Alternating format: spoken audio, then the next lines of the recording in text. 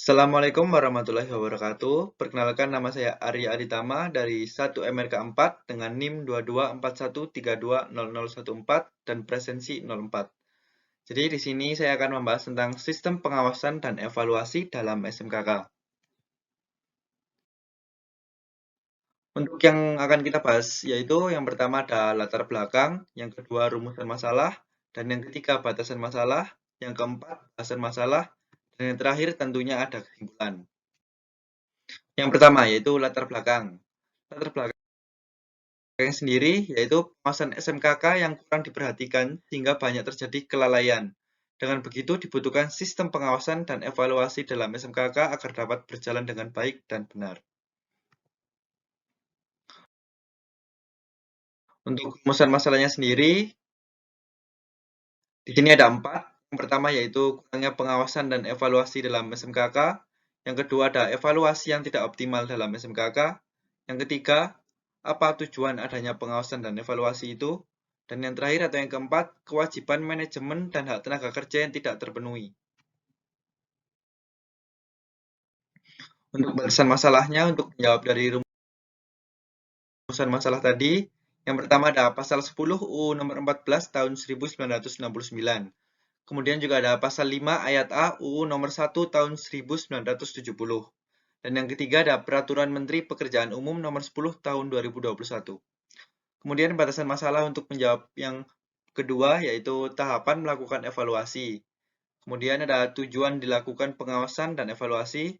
Dan yang terakhir yaitu kewajiban manajemen dan tenaga kerja. Untuk topik selanjutnya yaitu kita akan membahas tentang bahasan masalah tadi, di mana kita sudah menentukan rumusan masalahnya apa dan juga batasan masalahnya apa. Sekarang kita pada bahasan masalah. Untuk bahasan masalahnya, pengawasan. Pengawasan terhadap pelaksanaan peraturan perundang-undangan yang berlaku. Tujuan dari pengawasan yaitu pengawasan bertujuan untuk menghindari kemungkinan adanya terjadi penyelewengan atau penyimpangan, baik itu bersifat anggaran maupun prosedur, dan juga kewenangan atau bisa kita lihat sebagai berikut. Seperti satu, yaitu mencegah terjadinya penyimpangan pencapaian tujuan yang telah direncanakan. Yang kedua, yaitu agar proses suatu prosedur yang telah digariskan atau ditetapkan. Dan yang ketiga, mencegah dan juga menghilangkan hambatan maupun kesulitan yang akan atau mungkin akan terjadi dalam kegiatan tersebut. Kemudian secara operasional dilakukan oleh pegawai pengawasan ketenagakerjaan yang memiliki fungsi sebagai berikut. Yang pertama yaitu mengawasi dan memberi penerangan pelaksanaan ketentuan hukum mengenai keselamatan dan kesehatan kerja. Yang kedua, memberikan penerangan teknis serta nasihat kepada pengusaha dan tenaga kerja tentang hal-hal apa saja yang dapat menjamin pelaksanaan secara efektif dari peraturan-peraturan yang telah ada atau kemungkinan dari peraturan-peraturan yang telah dibuat tersebut. Dan yang ketiga yaitu melaporkan kepada yang berwenang dalam hal ini Menteri Tenaga Kerja tentang kekurang-kurangan atau penyimpangan yang disebabkan karena hal-hal yang tidak secara tegas diatur dalam peraturan perundang-undangan.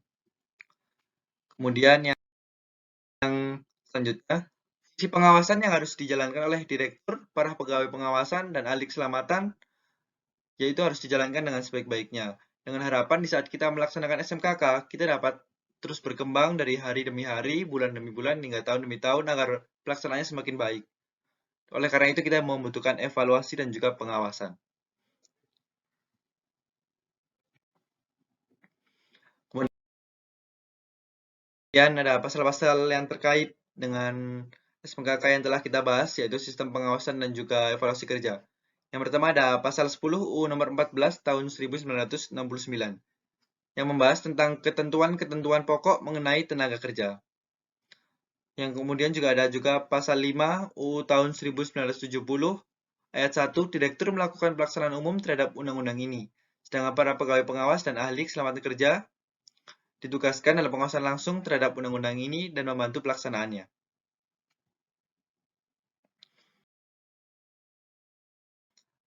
Pasal selanjutnya itu ada pasal 1 ayat 6 UU tahun 1970, ada pasal 6 dan juga pasal 7.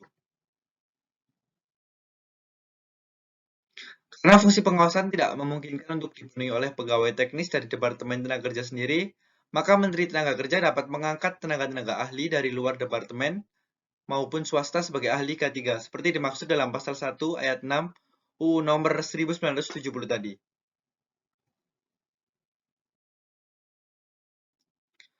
Kemudian pasal 6. Dalam pasal 6 ini diatur tentang tata cara banding yang dapat ditempuh apabila terdapat pihak-pihak yang merasa dirugikan dan tidak dapat menerima putusan direktur dalam hal keselamatan dan kesehatan kerja.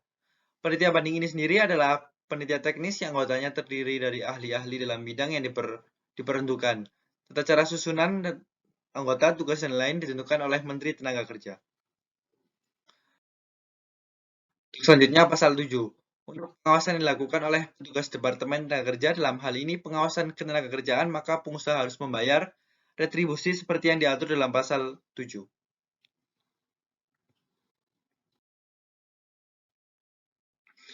Agar setiap pekerja mendapatkan jaminan terhadap kesehatannya yang mungkin dapat diakibatkan oleh pengaruh-pengaruh lingkungan yang berkaitan dengan jabatannya dan untuk tetap menjaga efisiensi dan produktivitas kerja, maka diwajibkan untuk dilakukan pemeriksaan kesehatan terhadap setiap tenaga kerja baik secara awal maupun berkala.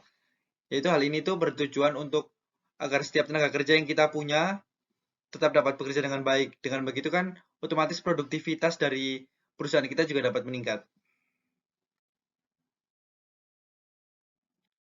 Selanjutnya ada Peraturan Menteri Pekerjaan Umum dan Perumahan Rakyat Republik Indonesia Nomor 10 Tahun 2021 tentang Pedoman Sistem Manajemen Keselamatan Konstruksi. Ada pasal 25 tentang pengguna jasa melakukan pengawasan pelaksanaan RKK, RMPK, Program Mutu, RKPPL, RMLLP, serta mengevaluasi kinerja penerapan SMKK yang dilaksanakan oleh penyedia jasa. Kemudian juga ada ayat 4 yang bunyinya sebagai berikut, dalam melakukan pengawasan dan evaluasi sebagaimana dimaksud pada ayat 3. Pengguna jasa dibantu oleh ahli kesehatan dan kesehatan kerja konstruksi, ahli keselamatan konstruksi, atau petugas keselamatan konstruksi lainnya.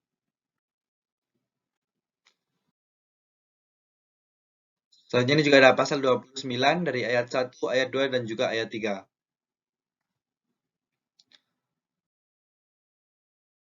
Untuk bahasan selanjutnya, kewajiban manajemen atau pengusaha adalah yang pertama, seperti memeriksakan kesehatan badan, kondisi mental, dan kemampuan fisik dari tenaga kerja yang akan diterimanya, maupun yang akan dipindahkan sesuai dengan sifat-sifat pekerjaan yang diberikan padanya.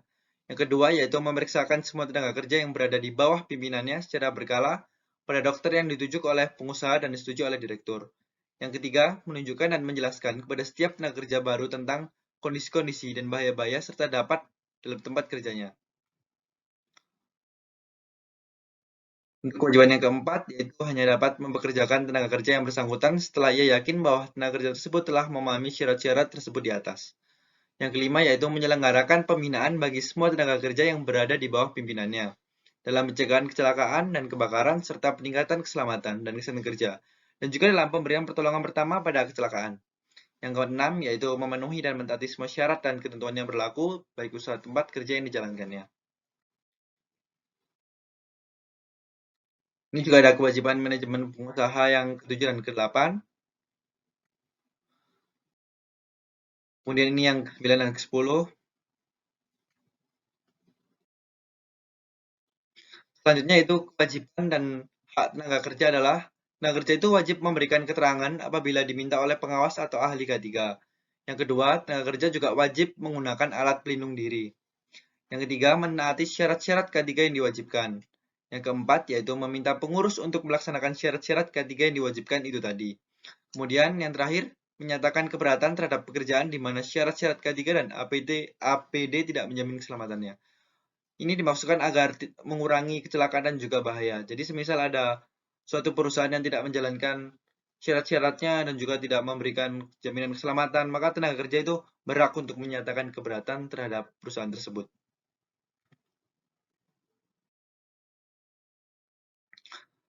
Untuk selanjutnya ada evaluasi. Evaluasi dapat diartikan sebagai suatu proses dalam memeriksa, menentukan, dan juga membuat suatu keputusan terhadap program yang telah dilakukan dan juga sejauh mana program penerapan tersebut sudah tercapai. Jadi untuk gambarannya, evaluasi itu merupakan tolak ukur sejauh mana program tersebut sudah berjalan.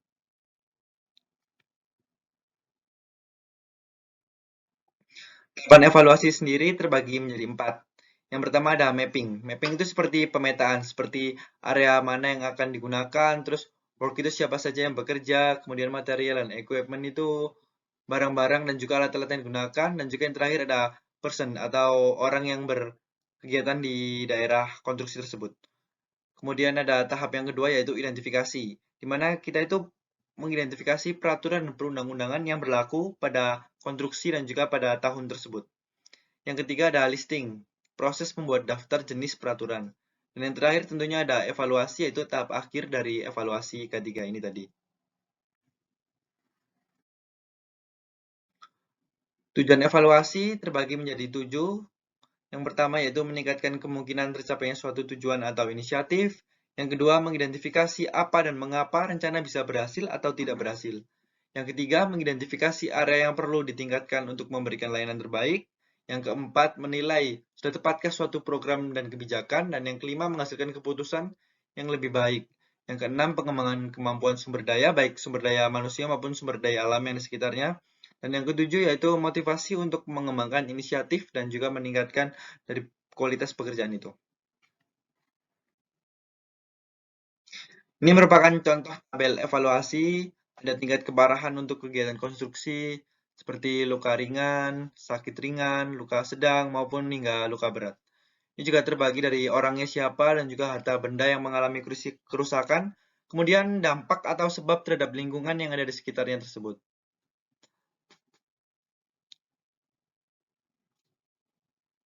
Selanjutnya, kesimpulan. Kesimpulan yang dapat saya simpulkan dari materi ini yaitu sistem pengawasan dan evaluasi sangat dibutuhkan dalam berjalannya SMKK. Jika pengawasan dan evaluasi tidak dilakukan, tentunya bisa terjadi penyimpangan pencapaian yang tidak sesuai dengan tujuan dan juga dapat membahayakan kegiatan konstruksi. Sistem pengawasan dan evaluasi juga telah diatur di dalam pasal 1 ayat 6 UU nomor 1 tahun 1970. Juga terdapat pada Peraturan Menteri Pekerjaan Umum dan Perumahan Rakyat Republik Indonesia Nomor 10 Tahun 2021 tentang Pedoman Sistem Manajemen Keselamatan Konstruksi.